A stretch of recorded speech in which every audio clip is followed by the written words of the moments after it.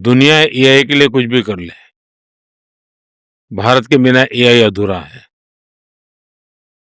बहुत जिम्मेवार स्टेटमेंट मैं कर रहा हूँ।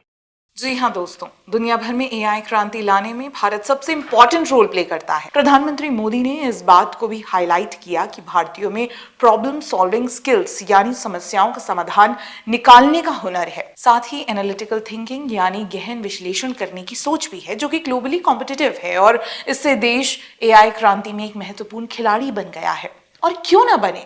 अगर भारत की डेमोग्राफी पर गौर किया जाए तो भारत के 140 करोड़ लोग इतने वेरिएट यानी भिन्न भिन्न प्रकार के लोग, उनकी अलग अलग थिंकिंग, अलग अलग लैंग्वेज, अलग अलग एजुकेशन, जब ये सब एक साथ काम करते हैं तो दुनिया भर में भारत से बेहतर एआई मॉडल को डेवलप शायद ही कोई और कर पाए।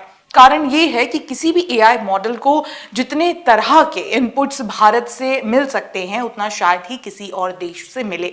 अब इसे इस प्रकार समझिए कि एआई इनपुट्स के सहारे चलता है, यानी जो भी अलग अलग केस स्टडी एआई को मिलती हैं उससे ही वो अपना रिप्लाई या कहें कि फाइनल सॉल्यूशन निकालता है। ऐसे में इतनी बड़ी मात्रा में भिन्न भिन्न प्रकार की केस स्टडी मिलना और उसका आउटपुट के लिए भारत एक आदर्श टेस्ट केस है।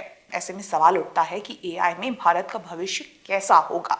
इसका जवाब सरल है कि एआई में भारत का भविष्य अन्य देशों की तुलना में बेहतर है, क्योंकि भारत के पास strong talent pool, government support and initiative, growing digital economy and AI adoption, potential for economic growth, ये सब है। और इन सब में सबसे जरूरी और महत्वपूर्ण है द मोदी विजन ऑफ विकसित भारत, जिसके तहत ये सब कुछ संभव हो पाया है।